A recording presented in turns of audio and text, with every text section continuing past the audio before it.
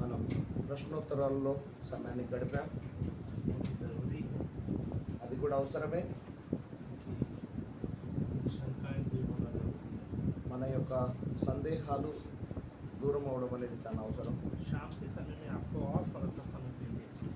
సాయంకాల సమయంలో ఇంకా మీకు కాస్త సమయాన్ని ఇస్తాం. కాస్త ఇప్పుడు మనం ఇంకా వాక్యంలోకి పోదాం.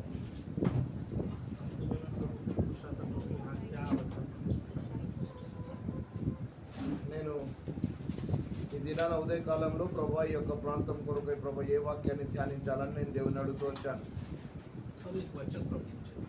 అప్పుడు దేవుడు ఒక వాక్య భాగాన్ని నాకు ఇచ్చాడు. గడిచినసారి నేను ఇక్కడికి వచ్చినప్పుడు బాప్తిస్మం గురించి మనం మాట్లాడుకున్నాం. అదే విషయాన్ని ఇంకా కాస్త లోతుగా మనం వెళ్దాం.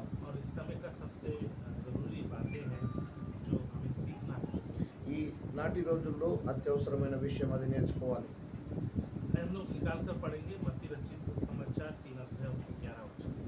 రండి మనం దేవుని వాక్యంలో నుండి మత్తయి సువార్త 3వ అధ్యాయము 11వ వచనాన్ని చదువుకుందాం.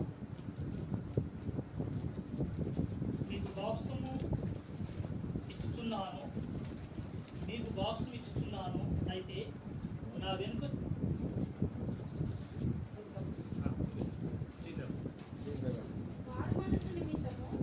నేను నీళ్లతో మీకు బాప్తిసం ఇచ్చుచున్నాను అయితే నా వెనుక వచ్చుచున్నవాడు నాకంటే శక్తిమంతుడు.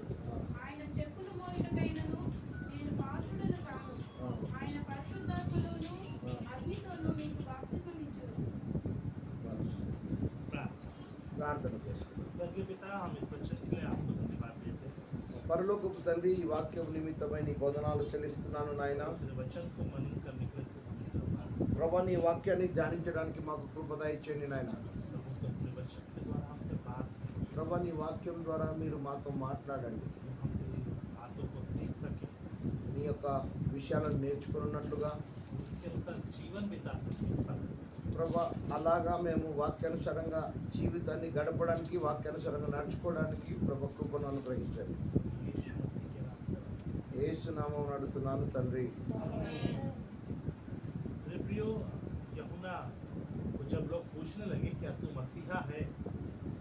ప్రియులరా, ఇక్కడ యోహానును ఎప్పుడైతే ప్రజలు అడుగుతున్నారో ఏంటి నీవు క్రీస్తువా అని అడిగినప్పుడు అప్పుడు యోహాను వాళ్ళకు జవాబిస్తున్నాడు.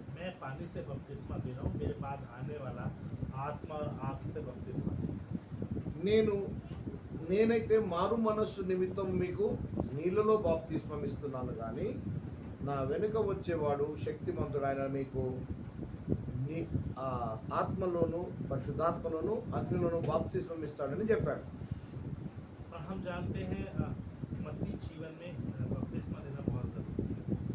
ఇక మనకు తెలుసు క్రైస్తవ జీవితంలో బాప్తిస్మం తీసుకోవడం అనేది ఎంతైనా అవసరం. క్రైస్తవ జీవితంలో 4 బాప్తిస్మాలు ఉన్నాయండి. నీటి బాప్తిస్మము, పరిశుద్ధాత్మ యందలి బాప్తిస్మము, అగ్ని బాప్తిస్మము, యేసుక్రీస్తు యొక్క మరణ బాప్తిస్మము. నీటి బాప్తిస్మం గురించి, పరిశుద్ధాత్మ బాప్తిస్మం గురించి గడిచినసారి మనం చూసాం. ఈరోజు మనం అగ్ని బాప్తిస్మం గురించి చూసుకుందాం. ఈ యొక్క అగ్ని బాప్తిస్మం ఎలా పొందుకోవాలి, ఇది ఎలాగ మన జీవితంలో పనిచేస్తుంది, దీనివల్ల లాభం ఏంటి? जो बपतिस्मा शब्द है उसका यूनानी मूल शब्द है बैप्टिज़ो.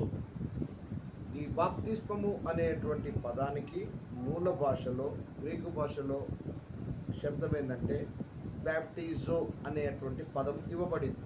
बैप्टिज़ो का मतलब है इमर्स होना.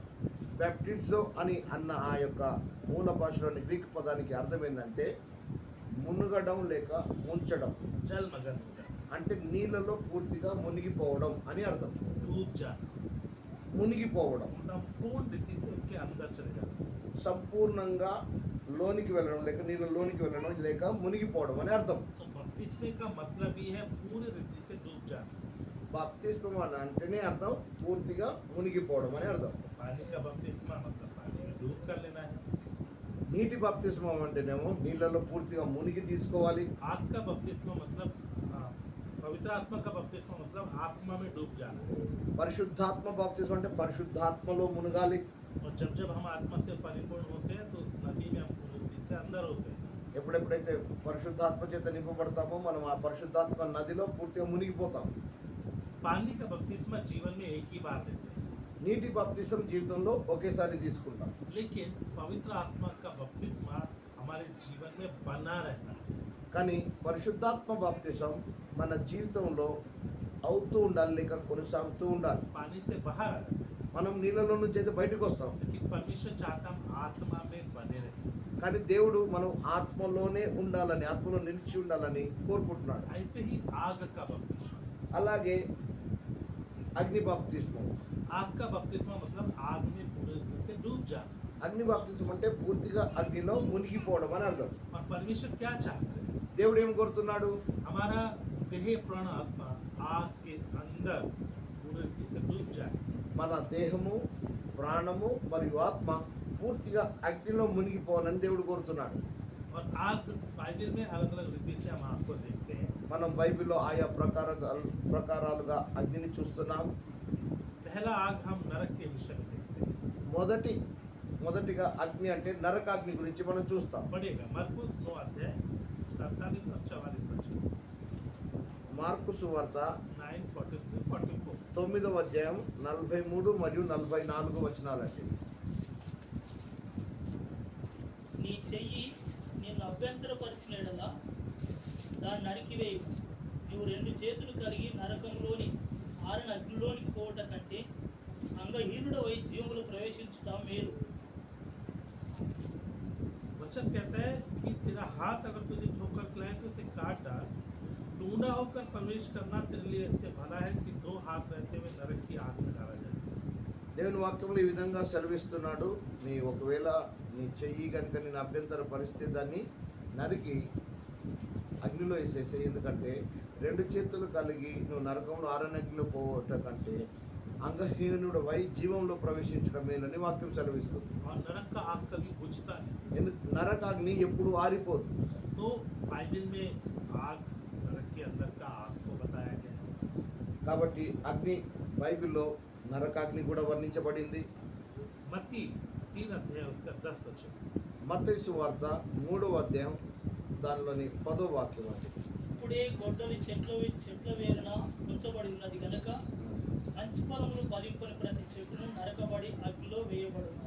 वचन कहता है जो पेड़ फल नहीं लाता वो काटा और आग में झोंका जाता है। వాక్యం ఈ విధంగా సెలవిస్తుంది. ఏ ఎక్కడైతే చెట్టు ఫలించదో ఆ ఫలించని ప్రతి చెట్టు నరకబడి అగ్నిలో వేయబడుతుందని రాయబడి.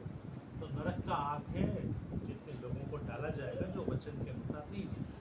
కాబట్టి వాక్యానుసారంగా జీవించని వారిని నరకాగ్నిలో వేస్తారు.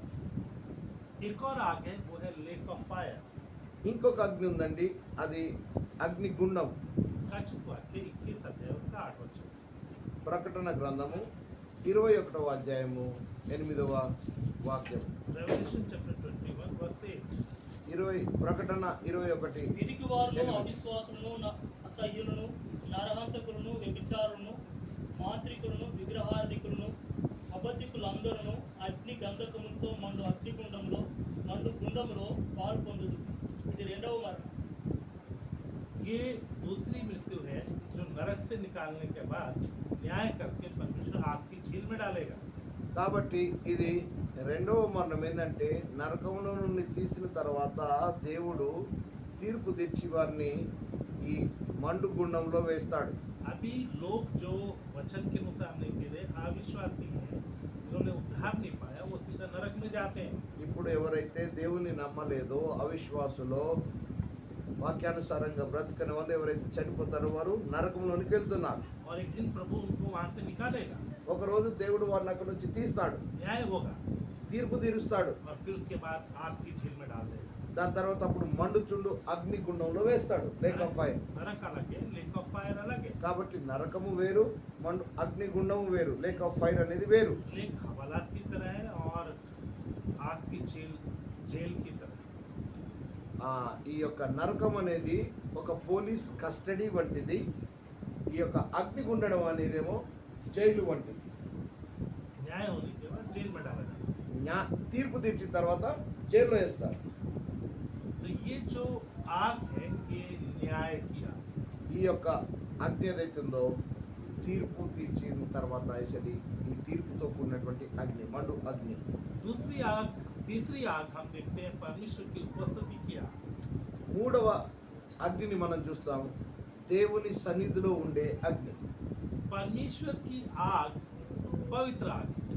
దేవుని యొక్క అగ్ని పవిత్రమైన అగ్ని. परमेश्वर के सिंहासन के नीचे से आग की एक बड़ी नदी बहती है। దేవుని యొక్క సింహాసనం కింది నుంచి ఒక ప్రవాహములాగా అగ్ని వంటి నది బయలుదేరుతుంది. और ये पवित्र अग्नि में अगर रहना है तो हमें पवित्र बनना है। ఈ యొక్క పరిశుద్ధమైన అగ్నిలో నిలవాలంటే, లేకపోతే పరిశుద్ధమైన అగ్నిలో ఉండాలంటే మనం పవిత్రంగా ఉండాలి, పరిశుద్ధంగా ఉండాలి. परमेश्वर का वचन कहता है सिय्योन के पापी थरथरा रहे। వాక్యంలో రాయబడింది, సియోనులో పాపులు భయకంపితులవుతున్నారు, వణుకుతున్నారు. उन्हें कपकपी लगी है। వాళ్ళు భయంతో వణుకుతున్నారు. क्यों? ఎందుకు? क्योंकि सिय्योन के अंदर आग भरा हुआ है ఎందుకంటే సియోనులో అగ్నితో నిండుకొని ఉంది. और हम जो उसके बीच में रहते हैं మనము దానిలో ఉంటున్నాం. हम वहाँ बैठाए गए हैं। అక్కడ కూర్చోబెట్టబడ్డాం. हम आत्मिक वृत्ति से वहाँ रहते हैं। ఆత్మ సంబంధంగా మనం అక్కడ ఉంటున్నాం. जब हमारे जीवन में गलती आता है ఎప్పుడైతే మన జీవితంలో తప్పు ఎప్పుడైతే వస్తుందో तो हमारे अनुग्रह के वस्त्र में छेद हो जाता है। మన యొక్క కృపా వస్త్రంలో ఒక రంధ్రం ఏర్పడుతుంది. और जब छेद हो जाता है ఎప్పుడైతే రంధ్రం ఏర్పడుతుందో तो आग अंदर आती है। ఇక అగ్ని లోపలికి వస్తుంది. और जब आग अंदर आती है అగ్ని ఎప్పుడైతే లోపలికి వస్తుందో तो उसके अंदर रहना बहुत मुश्किल हो जाता దాంట్లో ఉండడం చాలా కష్టమవుతుంది. है। उसके पास रेड पेन ఎవరి దగ్గర ఎర్ర పెన్, రెడ్ పెన్ ఉందండి? Red ink pen. कोई भी पेन चले।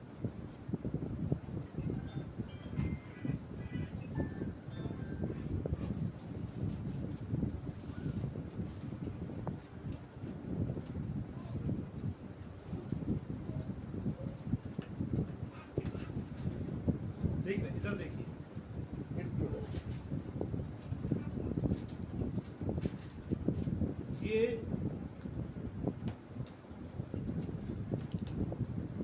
तो समझिए ये परमेश्वर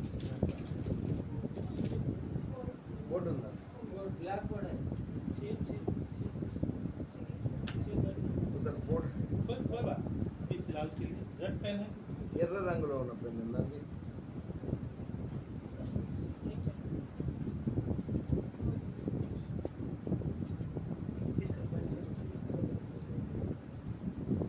हाँ देखिए देखिए छोड़ दीजिए फिर बाद में शाम को करते हैं। తర్వాత సాయంత్రం ఎప్పుడైతే వస్తుంది. ज़्यादा लंबा नहीं है ना। तो ये परमेश्वर की आग है। ఇది దేవుని యొక్క అగ్ని. दाल इसलिए बना रहे थी थोड़ा अलग दिखाई दे। ఎర్రగా ఎందుకు చూస్తామంటే కొద్దిగా ప్రత్యేకంగా కనబడాలని. ये हम इसके अंदर रहते हैं। మనము ఆ అగ్ని లోపల ఉంటున్నాం, ఆ పరిశుద్ధమైన అగ్ని లోపల ఉంటున్నాం. हम इसके अंदर रहते समय में परमेश्वर ने हमें अनुग्रह के वस्त्र से ढांपा हुआ। ఇప్పుడు మనం దాంట్లో ఉంటున్నప్పుడు దేవుడు మనల్ని ఒక కృపా వస్త్రంతో కప్పి ఉంచుతాడు. तो ये अनुग्रह से ढककर हम अंदर रह पा रहे हैं। ఆ కృప చేత కప్పబడిన కారణాన్ని బట్టి మనం లోపల ఆ పరిశుద్ధమైన అగ్నిలో ఉండగలుగుతున్నాం. लेकिन जब आप गलती करते हैं కానీ ఎప్పుడైతే మనం తప్పు చేస్తామో तो आपके इस वस्त्र में छेद हो जाता है ఇప్పుడు తప్పు చేసిన తర్వాత మీ వస్త్రంలో అక్కడ రంధ్రం ఏర్పడుతుంది. और आप यहाँ बाहर आ जाते हैं। అప్పుడు ఇక మీరు బయటకు వస్తారు. तो छेद का हिस्सा वो बाहर रखते हैं ఆ యొక్క రంధ్రం అనేది బయట ఉంటుంది. और शैतान को फिर अंदर घुसने का मौका मिल जाता అప్పుడు సాతానుకు లోపలికి రావడానికి అవకాశం దొరుకుతుంది. है और फिर छेद बड़ा होता है फिर आप बाहर आ जाते हैं। ఇక ఇంకా అది పెద్దగా అవుతుంది, మీరు బయటకు వచ్చేస్తారు. तो मेरे प्यारे ये जगह आग से भरी है కాబట్టి ఆ దేవుని యొక్క సన్నిధి అగ్ని చేత నిండుకొని ఉన్నది. और इसीलिए वो कहता है कि सिय्योन के पापी थरथरा रहे। అందుకనే వాక్యంలో రాయబడింది, సియోనులో పాపులు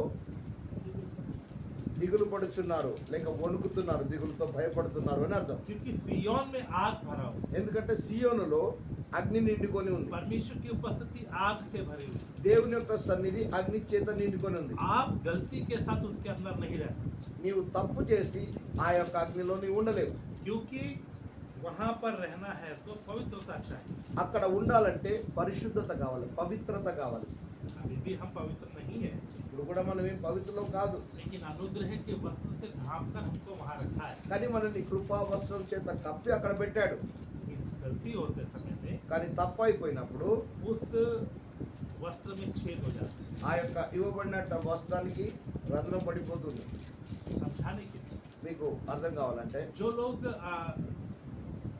लोहे की फैक्ट्रियों में काम करते हैं, ఎవరైతే ఇనుము యొక్క ఫ్యాక్టరీలో పనిచేస్తారో वहाँ पर लोहे की जब छड़ बनती है तो वो बहुत गर्म होती है, ఆ యొక్క ఇనుప రాడ్డుకు తయారయ్యేటప్పుడు అది చాలా వేడిగా ఉంటుంది, ఎర్రగా. और उसको पकड़ने के लिए उन्हें ग्लव्स और पाँव में शूज दिए जाते हैं।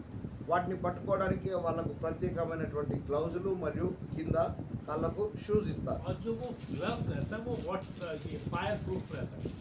ఆ యొక్క గ్లౌజ్ వాళ్ళు ఏదైతే వేసుకుంటారో అది ఫైర్ ప్రూఫ్ అనగా మంట అంటకుండా ఉండేటువంటిది గ్లౌజులు అనమాట. बिल्कुल गर्म वो लाल लोहा हुआ भी अगर वो ग्लव्स से पकड़ते तो क्या हाथ को जलता नहीं।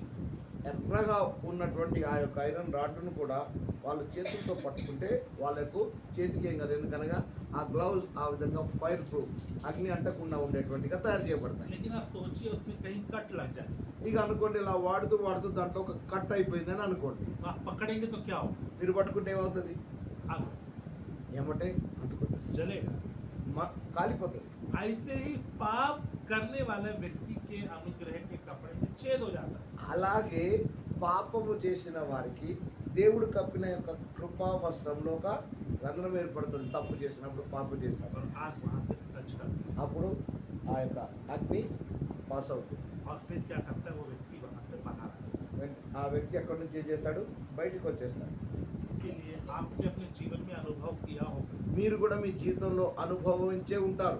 कभी हुआ होगा, ఎప్పుడన్నా ఇలా జరిగిండొచ్చు. आप जब गलती कर देते हैं ఎప్పుడైతే మీరు తప్పు చేసేస్తారో లేక పాపం చేస్తారో आपसे प्रार्थना नहीं होता, మీతో ప్రార్థన అనేది ఇక కాదు, ప్రార్థన చేయలేదు, आराधना नहीं होता। ఆరాధన కూడా కాదు. जब तक पश्चाताप नहीं करेंगे कचोटना लगा रहता है। ఎప్పటి వరకు అయితే పశ్చాత్తాప పడారో అప్పటి వరకు ఒక రకంగా రుచుతా ఉంటుంది లోపల. प्रभु की उपस्थिति महसूस होना बंद हो जाती దేవుని యొక్క సన్నిధిని అనుభవించడం అనేది ఆగిపోతుంది. है। क्यों? ఎందుకు? क्योंकि आप उस आग से बाहर हैं। ఎందుకంటే నువ్వు అగ్ని నుంచి బయటకు వచ్చావు. सिय्योन का पापी थरथराता है। సియోన్లో పాపులు దిగులు పడుచున్నారు. हमें सिय्योन में रहने के लिए अवसर मिला है, మనకు సియోన్లో ఉండడానికి అవకాశం అయితే దొరికింది. उस आग में रहने के लिए अवसर मिला है। ఆ యొక్క అగ్నిలో ఉండడానికి అవకాశం దొరికింది. अनुग्रह से ढांप कर हमको रखा है। కృప చేత కప్పి ఆయన మనల్ని అక్కడ పెట్టాడు. लेकिन कान- अगर हम पवित्रता के साथ नहीं रहेंगे उस आग में हम नहीं रह सकते। కానీ ఎప్పుడైతే పరిశుద్ధతతో కనుక మనం అక్కడ ఉండకపోతే ఆ అగ్నిలో మనం ఉండలేము. इसलिए मेरे प्यारों बहुत ज़रूरी है कि उस आग में हम बने रहें కాబట్టి ఆ అగ్నిలోనే నిలిచి ఉండడం అనేది చాలా అవసరమై ఉన్నది. और आग में रहेंगे तो हम और पवित्र होते जाएंगे। అగ్నిలో ఉంటే ఇంకా పవిత్రమైపోతూ ఉంటాం. आग में बने रहेंगे तो शैतान को हमें छूने में दिक्कत होती है। ఒకవేళ అగ్నిలోనే కనుక నిలిచి ఉంటే సాతానుడు నిన్ను ముట్టుకోవడానికి వాడికి కష్టతరం అవుతుంది, సాధ్యపడదు. इसलिए मेरे प्रियो प्रभु यीशु मसीह इसीलिए आया ताकि हमें आग का बपतिस्मा दे, ताकि हम उस पवित्र अग्नि में रहने के योग्य बने। యేసుక్రీస్తు ప్రభు యేసుక్రీస్తు ఎందుకు వచ్చాడంటే మనకు అగ్నితో బాప్తిస్మం ఇవ్వడానికి, తద్వారా మనం అగ్నిలోనే ఉండడానికి యోగ్యులం ఉన్నట్లుగా ఆయన ఈ భూమి మీదకి వచ్చాడు. क्योंकि हमें अनंत काल तक उस आग में रहना है। ఎందుకంటే మనము నిత్యత్వంలో కూడా ఆ అగ్నితోనే ఉండాలి, అగ్నిలో पवित्र ఉండాలి. लोगों को वो आग नहीं जलाती। పరిశుద్ధులను ఆ అగ్ని కాల్చివేయదండి. अभी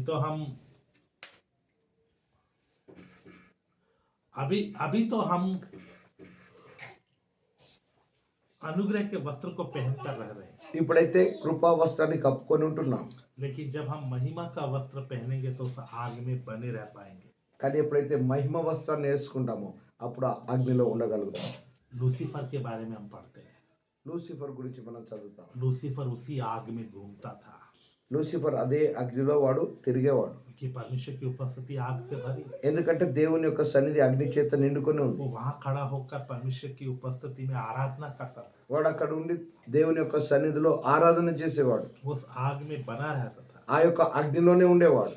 लेकिन एक दिन కానీ ఒక దినాన वो अपने मन में कुछ पाप रखकर, विचार रखकर स्वर्ग में गया। తన యొక్క మనసులో ఒక పాపాన్ని ఉంచుకొని ఒక ఆలోచనను ఉంచుకొని పరలోకానికి వెళ్ళాడు, దేవుని సన్నిధికి వెళ్ళాడు. पढ़िएगा, చదవండి. ये हिजकिय्याह 28 अध्याय యెహెజ్కేలు 28వ అధ్యాయము 12 वचन से लेकर 12వ వచనం నుంచి 12వ వచనం నుండి 15 వరకు. యెహెజ్కేలు గ్రంథము 28వ అధ్యాయం 12. తూరు రాజును గూర్చి అంగలార్పు వచనం ఎత్తి ఇలాగూ ప్రకటింపు. ప్రభువైన యెహోవా సెలవిచ్చినదేమనగా, పూర్ణ జ్ఞానమును సంపూర్ణ సౌందర్యమును గల కట్టడములకు మాదిరివి దేవుని తోటగా ఏదేనులో నీ ఉంటివి. మాణిక్యము, గోమేధికము, సూర్యకాంతం అని రక్తపు వర్ణపు రాయి, సులిమాని రాయి, మరకతము, నీలము, పద్మరాగము, మాణిక్యము అను అమూల్య రత్నములతోనూ బంగారముతోనూ నీవు అలంకరింపబడి ఉన్నావు. నీవు నియమింపబడిన దినమున పిల్లలు గ్రోవులు వాయించువారును నీకు సిద్ధమైంది. అభిషేకం నొందిన కెరుగువై ఒక ఆశ్రయముగా నీ ఉంటివి. అందుకే నేను నిన్ను నియమించి తిని దేవునికి ప్రతిష్ఠింపబడిన పర్వతం మీద నీ ఉంటివి. కాల్చున్న రాళ్ల మధ్యను నీవు సంచరించుచుంటివి. हाँ, है तो आग सरीखे चमकने वाले मणियों के बीच में चलता फिरता। ఇక్కడ ఏమని రాయవుందంటే, కాలుచున్న రాళ్ల మధ్యన నీవు సంచరించుచుంటివి. परमेश्वर की उस अग्नि के बीच में वो चलता है దేవుని యొక్క ఆ అగ్నిలో వాడు నడుస్తుండేవాడు. कि परमेश्वर के सिंहासन के नीचे आग भरा हुआ है। ఎందుకంటే దేవుని యొక్క సింహాసనం కింద అగ్ని నిండుకొని ఉంది. और ये सिंहासन के पीछे खड़ा होकर पंखों को फैलाकर आराधना करता था। ఆ యొక్క సింహాసనం వెనుక నిలబడి తన యొక్క రెక్కలు విప్పి ఆరాధన చేస్తుండేవాడు. और जब ये पंख खोलता था तो बाजे बजते थे। ఆయన ఆ రెక్కలు విప్పినప్పుడు ఎన్నో వాయిద్య తంత్రములాగా అనేక మ్యూజిక్ వచ్చేది. और ये सब स्वर्गदूतों को लीड करता था ఈ యొక్క అనేక దేవదూతలను లీడ్ చేసేవాడు. और सब स्वर्गदूत आराधना करते थे। ఆ దూతలందరూ కూడా ఆరాధన చేసేవారు. और यही काम उसका था। ఇదే పని వాడిది. धरती पर राज्य करता था। భూమి మీద రాజ్యం చేసేవాడు. एक दिन अपने मन में कुछ सोच कर उस पर गया। ఒక దినాన మనసులో ఏదో పెట్టుకొని పరలోకానికి వెళ్ళాడు. क्या सोचा ఏం ఆలోచించాడో తెలుసా? कि मैं परमेश्वर से भी ऊंचे पर चढ़ूं। నేను దేవుని కంటే కూడా పైకి ఎక్కిపోవాలి అని. मैं सिंहासन को अपना सिंहासन तारागणों से भी ऊपर रखूं। నా సింహాసనాన్ని తారాగణలకు పైగా చేసుకుంటాను అని అనుకున్నాను. मैं उत्तर दिशा की छोर पर सभा के पर्वत पर विराज। ఉత్తర దిక్కున సభా పర్వతం మీద నేను అక్కడ ఆసీనుడనైతాను అని అనుకున్నాడు. मैं मेघों से भी ऊंचे पर चढ़ूंगा। నేను మేఘమును పైకెక్కుదును అనుకున్నాడు. मैं परम प्रधान के तुल्य हो जाऊं। నేను పరమ ప్రధానునికి సమానంగా చేసుకుందును అనుకున్నాడు. और ये 5 बातों को अपने मन में उसने सोचा, ఇవన్నీ కూడా ఆయన వాడు మనసులో ఆలోచించాడు. किया नहीं, చేయలే, सिर्फ सोचा। కేవలం ఆలోచించాడు, అనుకున్నాడు అంతే. योजना बना रहा था। ప్రణాళిక వేసుకుంటున్నాడు. वो योजना बनाकर स्वर्ग में गया।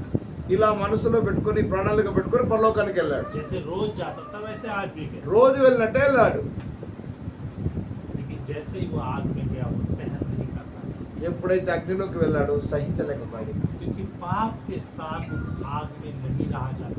ఎందుకంటే పాపముతో ఆ అగ్నిలో ఉండడం సాధ్యపడదు. उसके लिए पवित्र, దాని కొరకు పవిత్రంగా ఉండాలి. लेकिन उसमें कुटिलता आ गई। కానీ వాడి లోపల కుటిల అనగా కపటం వచ్చేసింది.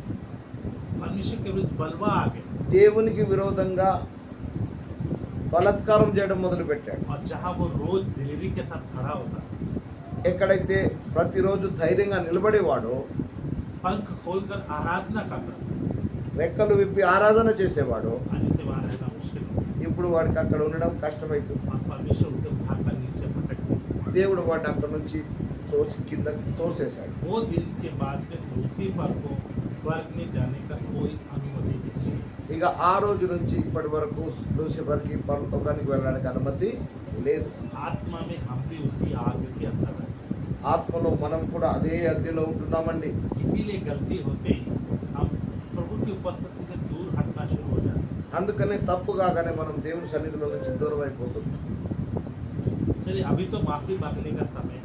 ఇప్పుడైతే క్షమాపణ అడిగే సమయం ఉంది. अनुग्रह है, माफी मांग सकते हैं। కృప ఉంది కాబట్టి నువ్వు క్షమాపణ అడగొచ్చు. लेकिन याद रखिए हमें अनंत काल तक उस आग के बीच में जाकर रहना है। కానీ గుర్తుంచుకోండి, మనము నిత్యత్వంలో అదే అగ్నితో పాటు నివసించాలి. अगर हम पवित्रता को प्राप्त नहीं करेंगे वहाँ कदापि रह नहीं पाएंगे। ఒకవేళ మనం ఆ పరిశుద్ధతనే కనుక సంతరించుకోకపోతే ఆ యొక్క అగ్నితో మనం ఉండలేము.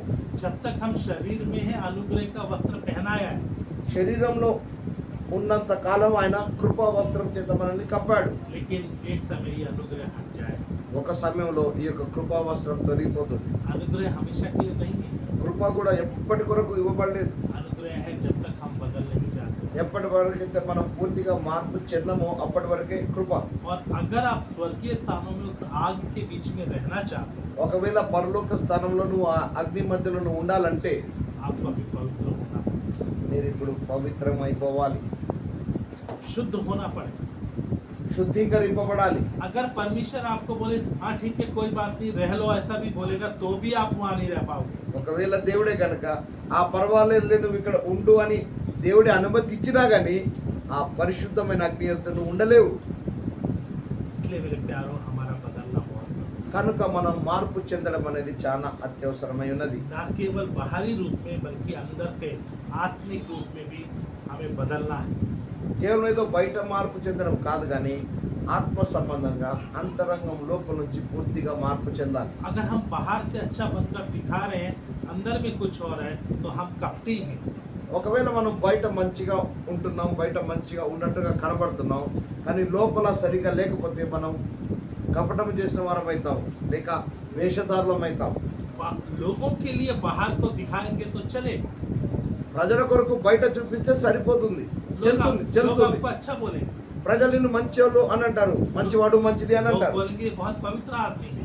వాళ్ళు అంటారు ఓ వీళ్ళు చాలా పవిత్రమైన వాళ్ళు, పరిశుద్ధమైన వాళ్ళు అంటారు. लेकिन मेरे प्यारों परमेश्वर आपके अंदर भी देखता है, కానీ ప్రియులారా, దేవుడు మీ అంతరంగాన్ని చూస్తాడు, లోపల కూడా చూస్తున్నాడు. हमारे अंदर भी देखता है। మన లోపల చూస్తాడు. तो हमें परमेश्वर के सामने अंदर और बाहर हर रीति से पवित्र होना है। కనుక మనము దేవుని ఎదుట లోపటను బయటను పూర్తిగా పవిత్రంగా ఉండాలి. इसीलिए यीशु मसीह आग का बपतिस्मा देना चाहते हैं, అందుకనే యేసు ప్రభు అగ్ని బాప్తిస్మం ఇవ్వాలని కోరుతున్నాడు. ताकि वो अग्नि के द्वारा हमें शुद्ध करे ఎందుకంటే ఆ అగ్ని ద్వారా మనల్ని శుద్ధీకరించాలని కోరుతున్నాడు. और अग्नि के द्वारा हम पूरे पवित्र किए जाए, అగ్ని ద్వారా మనం పూర్తిగా పవిత్రమైపోవాలని. ताकि जब वहां जाए तो उस आग में हम ठहर सकें। ఎందుకనగా అక్కడికి వెళ్ళిన తర్వాత ఆ అగ్నిలో మనం నిలవగలగాలని.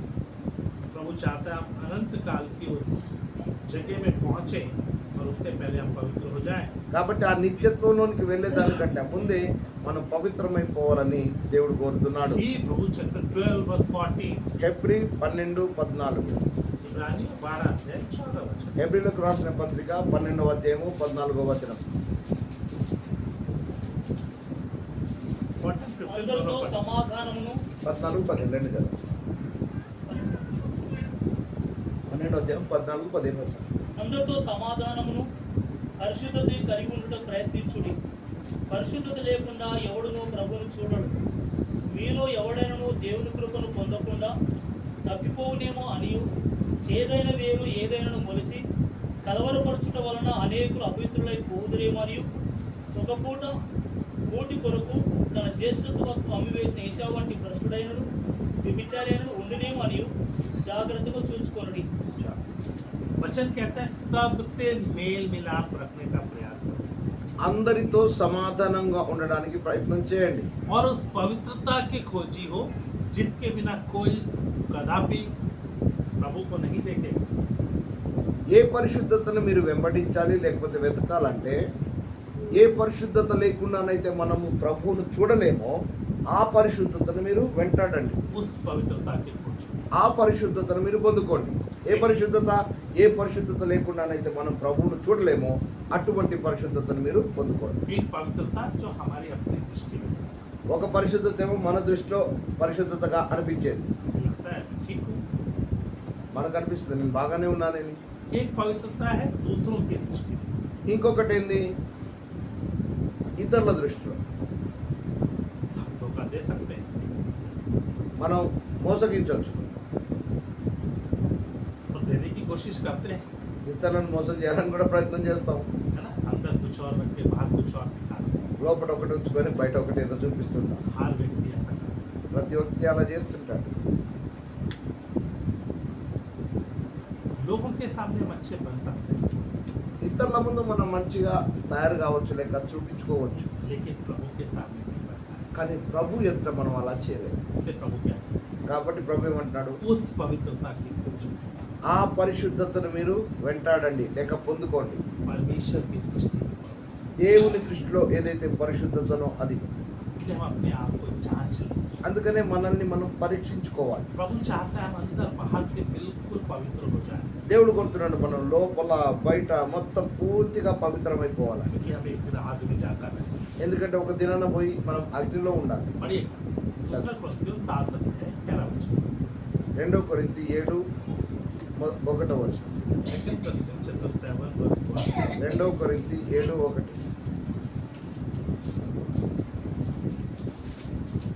ప్రియులారా, మనకి వాగ్దానములు ఉన్నవి కనుక దేవుణ్ణి భయముతో పరిశుద్ధతను సంపూర్తి చేసుకొనుచు శరీరమునకును ఆత్మకును కలిగిన సమస్త కల్మషము నుండి మనను పవిత్రులుగా చేసుకుందాము. परमेश्वर का वचन कहता है దేవుని వాక్యం ఈ విధంగా సెలవిస్తుంది. अपने शरीर और आत्मा की मलिनता को दूर करके पवित्रता को सिद्ध करें। మన శరీరమునకు ఆత్మకు ఉన్న మలినాన్ని మనం తీసేసుకుంటూ పరిశుద్ధతను సంపూర్తి చేసుకోవాలని ఉంది. मतलब है हमारे बाहर और अंदर दोनों मलिनताओं को दूर करें। బయట లోపట రెండు మాలిన్యాలను మనం తొలగించుకోవాలి. पवित्रता को सिर्फ प्राप्त नहीं करना, उसे सिद्ध करना। పరిశుద్ధతను పొందుకోవడమే కాదు, పరిశుద్ధతను సంపూర్తి చేసుకోవాలి. पवित्रता तो हम यीशु के लहू के द्वारा भी प्राप्त करते हैं। మనం పరిశుద్ధతను యేసు రక్తం ద్వారా పొందుకుంటాం. वो हमें शुद्ध करता है, पवित्र बनाता है। ఆయన మనల్ని శుద్ధీకరిస్తాడు, పవిత్రంగా చేస్తాడు. कभी कभी हम भी जयवंत होते हैं, वो भी हमें पवित्रता होती है। అప్పుడప్పుడు మనం కూడా జయాన్ని పొందుతుంటాం, అది కూడా మనం పవిత్రతలో నడిపిస్తుంది. लेकिन वो चाहता है हम उसे सिद्ध करें। కానీ ఆయన కోరుతున్నాడు ఈ పరిశుద్ధతను సంపూర్తి చేసుకోవాలని ఆయన కోరుతున్నాడు. उसका अर्थ क्या है? దాని అర్థం ఏంది? हम परफेक्टली पवित्र हो जाए। అంటే పరిశుద్ధతను సంపూర్తి చేసుకోవాలి అనగా పర్ఫెక్టింగ్ ద హోలీనెస్ అన్న పరిశుద్ధతను సంపూర్ణం చేసుకోవాలి. गलती होने का मौका ही नहीं, దాని అర్థం ఏంది? అసలు తప్పు అవ్వడానికి అవకాశమే లేకుండా ఉన్నట్లు, पाप होने का अवसर ही नहीं। పాపం అయ్యే అవకాశమే లేకున్నట్లుగా తయారు. क्या हम प्रयास कर रहे हैं? ఏంటి మనం అలా జీవించడానికి ప్రయాసపడుతున్నామా? क्या हम कोशिश कर रहे हैं? మనం ప్రయత్నిస్తున్నామా?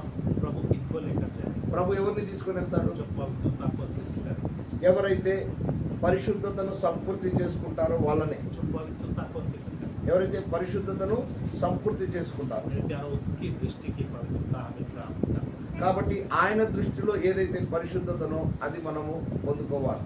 इसलिए प्रभु आग का बपतिस्मा हमें अभी देना चाहते हैं, అందుకనే దేవుడు అగ్ని బాప్తిస్వాన్ని మనకు ఇక్కడే ఇవ్వాలని కోరుతున్నాడు. ताकि वो आग आकर हमें पवित्र बनाए, ఎందుకంటే ఆ అగ్ని వచ్చి మనల్ని పవిత్రం చేయాలి, तो हमें सिद्ध बनाए, మనల్ని సంపూర్ణులుగా చేయాలి, हमें विश्वास में बनाए। మనల్ని విశ్వాసంలో ఎదిగించాలని. मेरे प्यारों, प्रभु आग के द्वारा हमें शुद्ध करता है, पवित्र करता है, దేవుడు అగ్ని ద్వారా మనల్ని శుద్ధీకరిస్తాడు, పవిత్రపరుస్తాడు. और वो हमें पवित्र करके योग्य बनाता है। ఆయన పరిశుద్ధంగా చేసి మనల్ని యోగ్యులుగా చేస్తాడు. पढ़िएगा చదవండి. 1 Corinthians chapter 3 verse 13।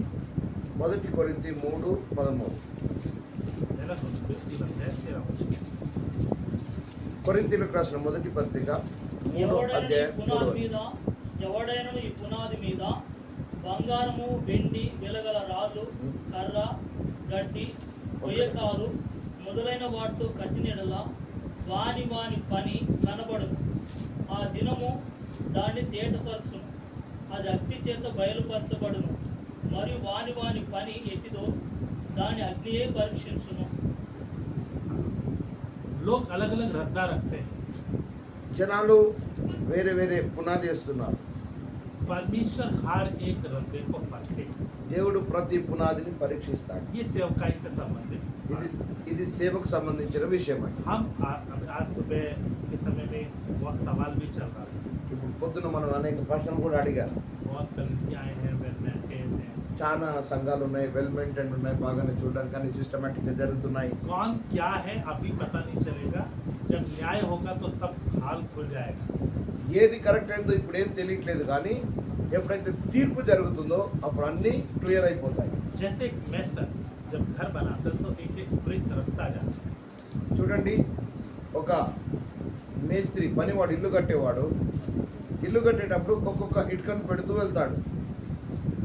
एक कॉर्नर से लेके दूसरे कॉर्नर तक जब पूरी एक लाइन लगा देता है तो उसे रद्दा बोलते हैं. ఒక మూల నుండి ఇంకో మూల వరకు ఎప్పుడైతే ఇటుకలు పెడతారో దాన్ని ఒక వరుస అని అంటాం మనం. तो हम जो एक एक ब्रिक लगा रहे हैं, ఇప్పుడు ఎప్పుడైతే ఒక్కొక్క ఇటుక ఏదైతే పెడుతున్నామో परमेश्वर हर ईंट को परखे. దేవుడు ప్రతి ఒక్క ఇటుకను పరీక్షిస్తాడు. और अगर ईंट होगी तो रुक जाएगी, ఒకవేళ ఇటుక అయితేనేమో ఉంటుంది, और ईंट नहीं होगी तो चल जाएगा. ఒకవేళ ఇటుక కాకపోతే కాలిపోతుంది. अगर हमने एक मेसन बुलाया ఒక మేస్త్రిని పిలిచాం, तो बोला हमारा घर बनाओ, మా ఇల్లు కట్టు అని అన్నాం. उसने कभी पत्थर रख दिया, ఒకసారి ఆయన రాయి పెట్టాడు, कभी ब्रिक रख दिया, ఒకసారి ఇటుక పెట్టాడు, कभी लकड़ी रख दिया, ఒకసారి కర్ర పెట్టాడు, कभी घास रख दिया. అప్పుడప్పుడు గడ్డి పెడుతున్నాడు. ऐसे रखिएगा तो क्या घर मजबूत होगा? ఏంటి అలా పెడుతూ కడితే ఇల్లు స్ట్రాంగ్ గా బలంగా ఉంటుందా? बराबर दिख रहा है, చూడడానికేమో సమానంగానే కనబడుతుంది, ऊंचा भी होता जा रहा है, పైకి కూడా పోతుంది, ఎత్తు అవుతుంది కడుతుంటే కూడా. सस्ता भी है. చాలా చౌక కూడా అయింది, చీప్ అయిపోయింది. क्या आप ऐसा घर बनवाओगे? అలా అట్లా మీరు ఇల్లు కట్టించుకుంటారా? नहीं बन. లేదు. ऐसे ही हम सेवक लोग एक एक रद्दा रख रहे हैं. అలాగే సేవకులమైన మనము ఒక్కొక్క వరుస పెడుతున్నాం. कुछ भी नहीं रखना. ఏది పడుతుంది పెట్టొద్దు. कुछ लोग क्या रख रहे हैं? కొంతమంది ఏం పెడుతున్నారు? सोने का, బంగారము, चांदी का, వెండి, बहुमूल्य पत्थर, మిగుల వెలగలిగిన రాళ్ళు, लकड़ी का, కర్రతో, घास फूस ఆ యొక్క గడ్డితో आपने बना दिया. सेवकों ने रख दिए रद्दे. ఇక సేవకులు పెట్టేశారు ఒక వరుస. परमेश्वर उनको परखेगा. దేవుడు దాన్ని పరీక్షిస్తాడు. काय से परखेगा? ఎట్లా పరీక్షిస్తాడండి? आग के द्वारा. అగ్ని ద్వారా పరీక్షిస్తాడు. अभी एक दीवार है, ఒక గోడ ఉంది, उसमें लकड़ी का रद्दा भी लगा रखा है, అక్కడ ఒక వరుస కర్రతో పెట్టేశాం, घास का भी है, గడ్డిది కూడా ఉంది, सोने का भी है, బంగారం ఉంది, चांदी का भी है, వెండిది కూడా ఉంది, पत्थर भी है. రాళ్ళు కూడా ఉంది. आग लगा दिया, అగ్ని మంట పెట్టేశారు. खूब आग जल रहा है. బాగా మంట కాలుతుంది. क्या होगा? ఏమైతుంది? जल जाएगा. కాలిపోతుంది. क्या क्या जल जाएगा? ఏంటి ఏంటి కాలిపోతే చెప్పండి? లకడి और घास जल जाएगा. सबसे पहले घास जल जाएगा. మొట్టమొదటిగా గడ్డి కాలుతుంది, लकड़ी को थोड़ा समय लगेगा, కొద్దిగా కర్రకు కొద్దిగా టైం పడుతుంది, लेकिन वो भी जल जाएगा. కానీ అది కూడా కాలిపోతుంది. फिर चांदी भी पिघल कर पूरा नीचे चला जाएगा. దాని తర్వాత వెండి కూడా కరిగి కిందికి వెళ్ళిపోద్ది. सोना भी पिघल के नीचे चला जाएगा. తర్వాత బంగారం కూడా కరిగి ఇంకా కిందికి పోద్ది. कुछ फायदा हुआ? ఏమైనా లాభం అయిందా? क्या रह जाएगा? ఏం మిగులుతుంది? केवल पत्थर. కేవలం రాళ్ళే మిగులుతాయి. तो सेवक लोग कैसे विश्वासियों को तैयार कर रहे हैं? परमेश्वर आग के द्वारा परखेगा. కాబట్టి సేవకులు ఎలాగా విశ్వాసులను తయారు చేస్తున్నారనే విషయాన్ని దేవుడు అగ్ని ద్వారా పరీక్షిస్తాడు.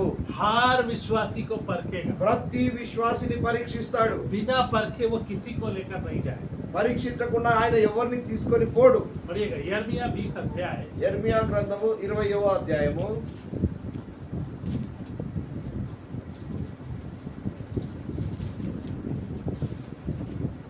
12 वचन. 12వ వచనం అండి. యెర్మీయా 20:12. సైన్యముల అధిపతి యెహోవా సైన్యములకు అధిపతి యెహోవా సైన్యములకు అధిపతి యెహోవా యెహోవా నీతిమంతులను ఆ, పరిశోధించువాడు నీవే, ఆ, అంతరింద్రియములను హృదయములను చూచువాడు నీవే. ఆ, నా వ్యాజ్యం నీకే అప్పగించున్నాను, ఆ. నీవు వారికి చేయు ప్రతిదండన నేను చూతును గాక. చాలు. वचन कहता है हे धर्मियों को परखने वाले, ఓ సైన్యములకు అధిపతి యెహోవా నీతిమంతులను పరిశోధించువాడవు. एक सेवक एक व्यक्ति को लाए, प्रभु इसे धर्मी बनाओ, ఒక సేవకుడు తీసుకొచ్చాడు ఒక వ్యక్తిని, ప్రభు ఆయన నీతిమంతునిగా చేయి అన్నాడు. प्रभु आप इसे शुद्ध कीजिए, ప్రభు ఆయనను కడుగునైన శుద్ధీకరించు. इसे लीड कर कर उस धार्मिकता तक ले आया. ఇక ఆయన ఆ విధంగా లీడింగ్ చేసుకుంటూ అక్కడ నీతిమంతునిగా తీర్చాడు. आप लोग भी लीड में आकर लीडिंग में आके वहां तक पहुंच गए. మీరు కూడా లీడింగ్ లో వచ్చి అక్కడ దానికి వచ్చేసారు. अब क्या होगा? ఇప్పుడు ఏమవుతుంది? ఇక अब परमेश्वर धर्मियों को परखने वाला है. ఇప్పుడు దేవుడేమో నీతిమంతులను పరిశోధించేవాడు. आपकी परख जरूर शुरू हो जाएगी. నిన్ను పరిశోధించడం మొదలవుతుంది. अगर घास फूस वाला हुआ तो ఒకవేళ గడ్డి లాంటి వారైతే वो कैसे परखता है? ఆయన ఎట్లా పరీక్షిస్తాడు, ఎట్లా పరిశోధిస్తాడు? आग के द्वारा. అగ్ని ద్వారా. पढ़िएगा చదవండి. First Peter chapter 4 verse 12. पहला पत्र 4 अध्याय 12 वचन. పేతురు రాసిన మొదటి పత్రిక 4వ అధ్యాయం 12వ వచనం. మొదటి పేతురు 4:12. ప్రియులారా, మిమ్మల్ని శోధించుటకు మీకు కలుగుచున్న అగ్ని వంటి మహాశ్రమను గురించి మీకేదో ఒక వింత సంభవించినట్లు ఆశ్చర్యపడకుడి. క్రీస్తు మహిమ బయలుపరచబడినప్పుడు మీరు మహా ఆనందంతో సంతోషించు నిమిత్తము క్రీస్తు శ్రమల్లో మీరు పాలువారై ఉన్నంతగా సంతోషించండి. वचन कहता है हे मेरे प्रियो, जब दुख रूपी अग्नि तुम्हारे परखने के लिए भड़कती है तो अचंबा मत करो. మిమ్ములను శోధించుటకు ఈ విధంగా వస్తున్నటువంటి అగ్ని వంటి మహాశ్రమను గురించి ఆశ్చర్యపడకండి. तो वो परखता है ఆయన పరీక్షిస్తాడు. कैसे? ఎట్లా? आग के द्वारा. అగ్ని ద్వారా. क्या है वो आग? ఏంటిది అగ్ని? दुखों की आग. అగ్ని వంటి మహాశ్రమ. हम जितने भी विश्वासियों को लेकर आते हैं మనం ఎంతమంది అయితే విశ్వాసులను తీసుకొని వస్తామో उन सबको परमेश्वर परखेगा, వాళ్ళందరినీ దేవుడు పరీక్షిస్తాడు. देखेगा कौन कौन सही है कौन कौन गलत है. ఆయన చూస్తాడు ఎవరెవరు బాగా ఉన్నారు, ఎవరు బాగాలేరని. वो क्या डालेगा? ఆయన ఏమేస్తాడు? ఇక आग डालेगा. అగ్ని వేస్తాడు. प्रभु यीशु मसीह तो आग देने वाला है. ప్రభువైన యేసుక్రీస్తు అగ్ని వేసేటోడు. वचन कहता है मैं तो चाहता हूँ आग अभी भड़क उठे. ఆయన అంటున్నాడు కదా, ఇప్పుడే అగ్నిది రగులుకోవాలని నేను కోరుతున్నాను, నేను అగ్ని వచ్చింది అని అంటాడు కదా. क्योंकि परमेश्वर की आग परखने वाली आग है. దేవుడి యొక్క అగ్ని ఏమో పరీక్షించేది, పరిశోధించే అగ్ని. और जब वो आग में डालता है तो कुछ विश्वासी जल जाते हैं. ఎప్పుడైతే ఆయన అగ్నిలో వేస్తాడో కొంతమంది విశ్వాసులు కాలిపోతారు. पिछले दिनों में लगभग 84,000 एक ही जगह में मध्य प्रदेश में लोगों ने गौमूत्र पीकर वापस विश्वास से छोड़कर चले गए. గడిచిన దినాల్లో 84,000 మంది, మధ్యప్రదేశ్లో 84,000 మంది ఆవు మూత్రం తాగేసి యేసు ప్రభువును విడిచిపెట్టి వెళ్ళిపోయారు. ऐसे बिहार में हजारों लोग वापस चले गए. అట్లా బీహార్లో వేల కొలది మంది మళ్ళీ తిరిగి వాపస్ వెళ్ళి తమ యొక్క మతంలో కలిసిపోయారు. थोड़ा सा उनको धमकाया, వాళ్ళని కాస్త బెదిరించారు. थोड़ा सा फसावट आया. కొద్దిగా శ్రమలు, హింసలు వచ్చాయి. उन्होंने बोला हमसे गलती हो गया. వాళ్ళు చెప్పరు, మేము తప్పు చేశామండి, మాతో తప్పైంది, యేసు ప్రభువును స్వీకరించారు. उनको गौमूत्र पिलाया गया और वो वापस चले गए. వాళ్ళ కావమూత్రం దాపించారు, వాళ్ళు మళ్ళీ తిరిగి వాపస్ వెళ్ళిపోయారు. कुछ विश्वासी 12 साल 13 साल के पुराने. దాంట్లో కొంతమంది విశ్వాసులు 12 సంవత్సరాలు 13 సంవత్సరాలంతా పాతవాళ్ళు. पास्टर को भी लगता था जिनका क्या पड़ी భాషలు కనిపించేది, నా సంఘం పెద్దగా ఉంది కదా, इतना पुराना है. ఇంత పాతది కదా. क्योंकि जब थोड़ा सा अग्नि आया కానీ కొద్దిగా అగ్ని ఎప్పుడైతే వచ్చిందో तो घास कहाँ गया मालूम नहीं. ఈ యొక్క గడ్డి ఎక్కడికి పోయిందో తెలియ కూడా తెలియదు. लकड़ी भी जल गई. కర్ర కూడా కాలిపోయింది. इसलिए हम सेवक लोग क्यों उपदेश की बात करते हैं? సేవకులమైన మనము ఎందుకు ఉపదేశం అనుకుంటా ఉపదేశమైన విషయాలు మాట్లాడతాం. क्योंकि उपदेश आपको एक बहुमूल्य पत्थर बनाता है. ఎందుకంటే ఈ ఉపదేశమే నిన్ను ఒక వెలగల ఒక అమూల్యమైన రాయిగా తయారు చేస్తుంది. उससे आप जीवन से पत्थर बन जाते हैं దాంతో నువ్వు సజీవమైన రాయిగా మారిపోతావు. और तब आप मंदिर में रहने के लायक बन जाते అప్పుడే నువ్వు ఆత్మ సంబంధమైన ఆ మందిరంలో ఉండడానికి సిద్ధమవుతావు. हैं. घास फूस रहने नहीं देना, గడ్డిని పోయేకాళ్ళు ఉండనివ్వద్దు. लकड़ी रहने नहीं देना. కర్రను ఉండనివ్వద్దు, उसे बदल कर पत्थर में लाना है। దాన్ని మార్చి రాయిగా మార్చాలి. तो परमेश्वर आग के द्वारा परखेगा। కాబట్టి దేవుడు అగ్ని ద్వారా పరీక్షిస్తాడండి. परमेश्वर चांस लेकर स्वर्ग में लेकर नहीं जाए। దేవుడేదో కాస్త అవకాశం తీసుకొని ఛాన్స్ తీసుకొని పరలోకానికి తీసుకుపోడు. चलो ले जाते हैं, देखते हैं, टिकेगा तो ठीक है। ఏదో తీసుకొని పోదాం పరలోకానికి, ఉంటేనే ఉండడు లేకపోతే సరే చూద్దాం అన్న టైప్ లా కాదు. ऐसा नहीं करेगा वो। అలా దేవుడు చేయడండి. इधर ही अच्छे से परखेगा, ఇక్కడే నిన్ను చక్కగా పరీక్షిస్తాడు, अच्छे से परखेगा। బాగా పరీక్షిస్తాడు. लायक होंगे तो ले जाएगा, नहीं तो इधर ही छोड़ देगा। యోగ్యులుగా ఉంటేనే తీసుకొని వెళ్తాడు, లేకుంటే వదిలేసి వెళ్ళిపోతాడు. इसलिए वचन कहता है 2 लोग सो रहे होंगे, एक ले लिया जाएगा, एक छोड़। అందుకనే వాక్యం రాయబడింది, ఇద్దరు పడుకొని ఉంటారు, ఒకరు ఎత్తపడతారు, ఒకరు విడవబడతారు. 2 काम कर रहे होंगे खेत में, एक ले लिया जाएगा, एक छोड़ दिया। ఇద్దరు పొలంలో పని చేస్తుంటారు, ఒకరు ఎత్తపడతారు, ఒకరు విడవబడతారు. परमेश्वर बहुमूल्य जीवते पत्थरों को लेने के लिए आ रहा है। దేవుడు అమూల్యమైన సజీవమైన రాళ్లను తీసుకొని వెళ్ళడానికి వస్తున్నాడు. आपको वो बनना है।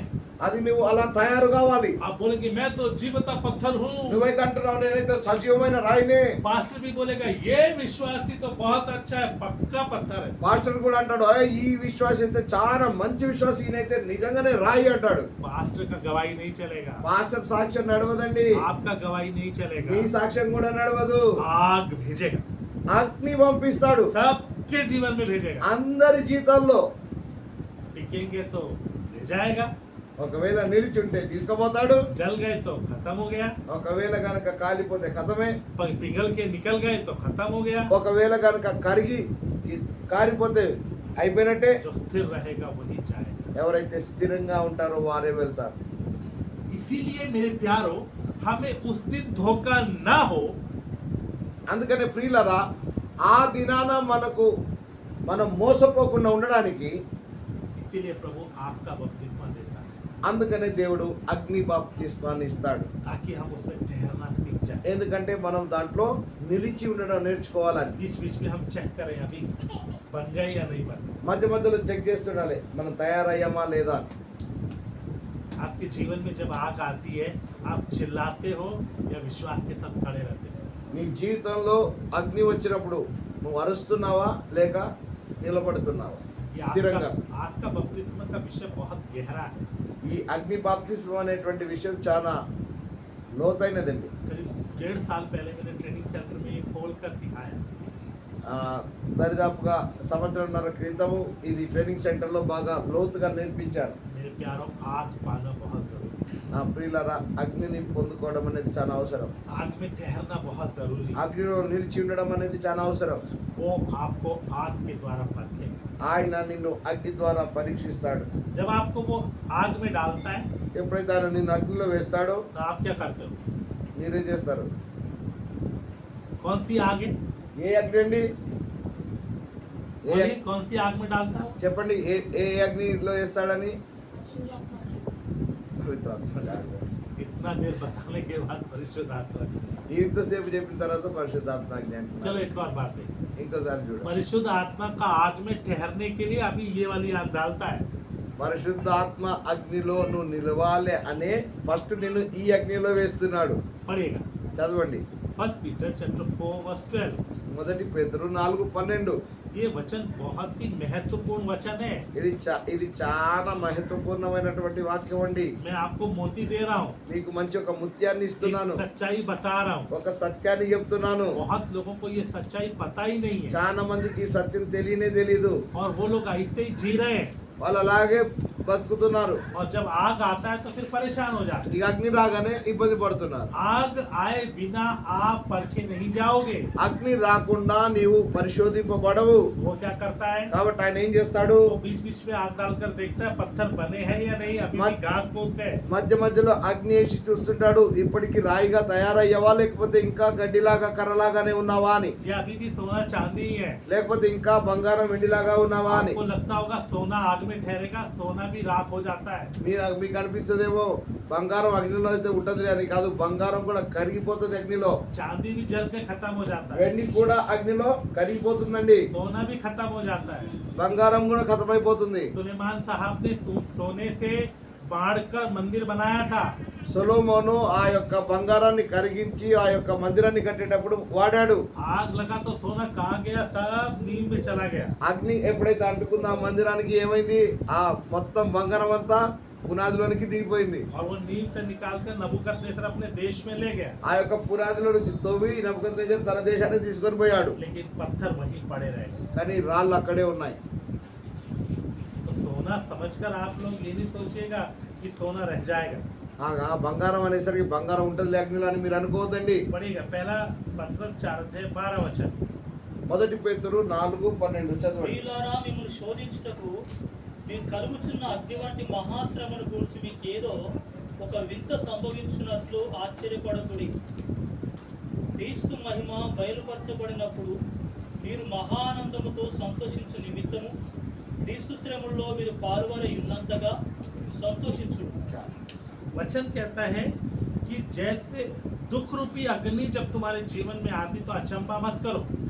అగ్ని వంటి మహాశ్రమ మీకు సంభవించినప్పుడు మీరు ఏదో వింత అవుతున్నట్టు, ఏదో ఆశ్చర్యపడద్దు, ఏదో వింత అవుతుందని. दुख अगर आते हैं तो अचंभा मत करो।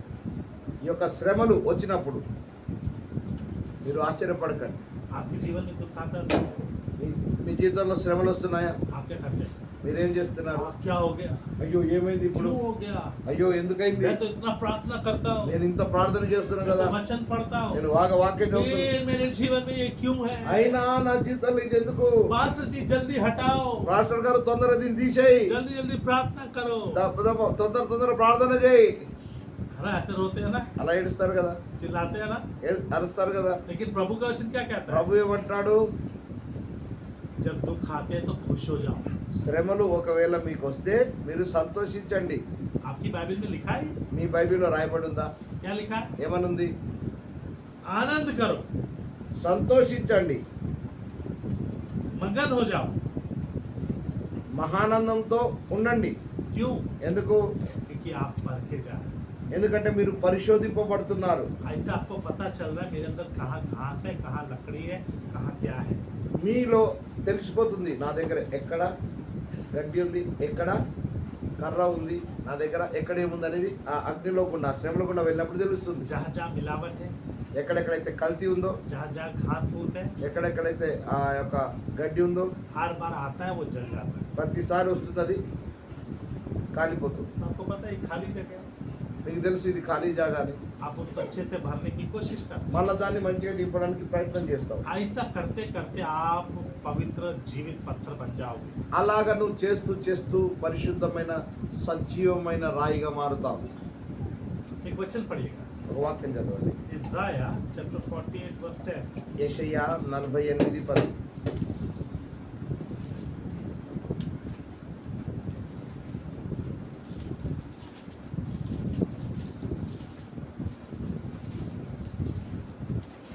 నేను నిన్ను పుటం వేసి తిని వెండిని వేసినట్లు కాదు, ఇబ్బంది కొలిమిలో నిన్ను పరీక్షించి తిని. 11वीं पली 11 కూడా చదవండి. నా నిమిత్తమే అలాగూ చేసేదాం. నా నామము అభివృద్ధిపరచబడినేలా నా మహిమను మరి ఎవరికి నేనిచ్చువాడను కాను. प्रभु कहता है मैंने चांदी की तरह निर्मल किया है, मैंने दुख की भट्टी में डालकर तुझे चुन लिया है। నేను నిన్ను ఇబ్బంది కొలిమిలో నిన్ను పరీక్షించి తిని వెండిని పుటం వేసినట్లు కాదు. कहता है प्रभु मैंने अपने निमित्त ये किया है। ప్రభు అంటున్నాడు, నా నిమిత్తమే నేను ఇది చేశానంటున్నాడు. मेरा नाम क्यों आप पवित्र ठहरे? నా నామం ఎందుకు దూషింపబడాలి? आप सोचो हमें ऐसे वो स्वर्ग में ले जाए, నా నామం ఎందుకు అపవిత్రపరచబడాలని దేవుడు అంట. ఒకవేళ అలాగే పరలోకానికి తీసుకొని వెళ్తే మనల్ని, हम जाके वहाँ प्रभु की महिमा का क्या करेंगे? అక్కడ దేవుడి మహిమను ఏం చేస్తాం మనం? इतना अशुद्धता वहाँ फैलाएंगे। ఎంత అక్కడ అపవిత్రతను వ్యాపింపజేస్తావాడా? इसलिए प्रभु कहते हैं ये मैंने अपने निमित्त, हाँ अपने निमित्त किया है। అంటుడు. అందుకనే నా నిమిత్తమే చేస్తాను, నా నిమిత్తమే చేసేదాను. ఇలా मैं तुम्हारी वजह से मैं अपवित्र क्यों ठहरूं? నీ కారణంగా నేనెందుకు అపవిత్ర, నా నామం ఎందుకు అపవిత్రపరచబడాలి? ले जाने से पहले तुम्हें चांदी की तरह साफ करूंगा। అందుకనే నిన్ను తీసుకుపోయే ముందే నిన్ను ఈ విధంగా శుద్ధీకరిస్తాను. आप यीशु के साथ जाना चाहते हैं? ఏంటి మీరు యేసుతో పాటు వెళ్ళాలనుకుంటున్నారా? जाना चाहते हैं या नहीं? వెళ్ళాలనుకుంటున్నారా లేదా? कैसे जाएंगे? మరి ఎలా వెళ్తారు? जब पवित्रता को सिद्ध करेंगे। ఎప్పుడైతే పరిశుద్ధతను సంపూర్తి చేసుకుంటారు. आप कितने सिद्ध हो गए वो आग डालकर परखेगा। మీరు ఎంతగా సంపూర్ణమయ్యారు అనేది ఈ యొక్క అగ్ని వేసి ఆయన పరిశోధిస్తాడు. आग डालकर आपकी अशुद्धता को खत्म करेगा। అగ్ని వేసి నీలో ఉన్న అపవిత్రతను అశుద్ధతనంతా ఆయన తీసేస్తాడు. आपको दिखाएगा నీకు చూపిస్తాడు कहाँ कहाँ कमियां हैं, ఎక్కడెక్కడ లోపాలు ఉన్నాయో, कहाँ कहाँ गलतियां हैं, ఎక్కడెక్కడ తప్పులు ఉన్నాయో. ताकि आप पवित्र हो जाएं, ఎందుకంటే నువ్వు పవిత్రం కావాలని, ताकि आप सिद्ध हो जाएं। ఇంకా నువ్వు సంపూర్ణులు కావాలని. उसके लिए आपके अंदर आग देना जरूरी है। కాబట్టి దాని కొరకు నీ లోపల అగ్ని ఇవ్వడం అనేది అవసరం. आग आना जरूरी है। అగ్ని రావడం అనేది అవసరం. आग आएगी तो फायदा होगा कि नुकसान होगा? అగ్ని వస్తే లాభం అవుతుందా నష్టం అవుతుందా? अगर शरीर में सोचोगे तो नुकसान है, ఇప్పుడు శరీరానుసారంగా చూస్తే కనుక అది నష్టం. क्योंकि वो आग बीमारी हो सकती है, ఎందుకంటే అగ్ని అంటే అది అనారోగ్యం కావచ్చు, कोई दुख हो सकता है, ఏదైనా శ్రమ కావచ్చు, धन की कमी हो सकती है, ఏదైనా డబ్బు యొక్క లేమి కావచ్చు, निंदा बदनामी हो सकती है। నిందలు కావచ్చు, బదనామీ కావచ్చు. ये सब आपके जीवन में आता तो आप क्या करते हो? ఇవన్నీ మీ జీవితంలో వస్తే మీరు ఏం చేస్తారు? रोते हैं, ఏడుస్తారు. पास्टर जी मेरे साथ ऐसा क्यों हो रहा है? ఓ నాతో ఎందుకు అవుతుంది పాస్టర్ గారు అని ఏడుస్తారు. प्रभु परख रहा है। ప్రభు ఏం उस పరీక్షిస్తున్నాడు. परिस्थिति में आप कैसे करते हो? ఆ పరిస్థితుల గుండా నువ్వు వెళ్ళినప్పుడు ఎలా ఉంటున్నావు? आप कितने बदले हैं? నువ్వు ఎంతగా మార్పు చెందావు? आपका स्वभाव कितना बदला నీ है? స్వభావం ఎంతగా మారింది? कि आप यीशु के जैसे बने हैं या नहीं? ఏంది నువ్వు యేసులాగా మారావా లేదా అని. अगर आपको ये भेद पता चलेगा तो ఒకవేళ నీకు ఈ మర్మమే కనుక అర్థమైతే आप रोगे నువ్వు ఏడుస్తావా? नहीं रोएंगे? ఏడవా? आप क्या बोलेंगे? నువ్వేమంటావు? ఇంకా धन्यवाद प्रभु, వందనాలు యేసయ్యా, हमें बता कहाँ कमी है। నువ్వు చెప్పు నాయన ఇంకెక్కడ లోపం ఉందో प्रभु अच्छे से देख लो, మంచిగా చూడు యేసయ్యా, अच्छे से चेक करो, మంచిగా చెక్ చేయి. थोड़ी भी कमी है तो बताओ, ఎక్కడైనా కొద్దిగా లోపం ఉన్నా తెలియజేయి నాకు. ताकि मैं पूरा सिद्ध हो जाऊं, ఎందుకు నేను సంపూర్ణంగా సంపూర్ణురాలు ताकि मैं పవిత్రంగా आपके साथ जा सकूं। నేను నీతో వెళ్ళిపోవలాగునా. आपको आग चाहिए? నీకు అగ్ని కావాలా बोलो नहीं चाहिए। వద్దా? अब ये बड़ी प्रॉब्लम है, ఇప్పుడు ఇది పెద్ద సమస్య. मेरे साथ बड़ी प्रॉब्लम है।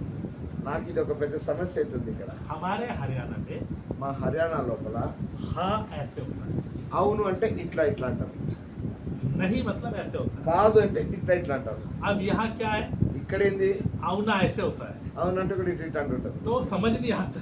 కాబట్టి నాకు అర్థం కాదు ఇప్పుడు. तो जब तक मैं यहाँ हूँ मेहरबानी से मेरा वाला करो।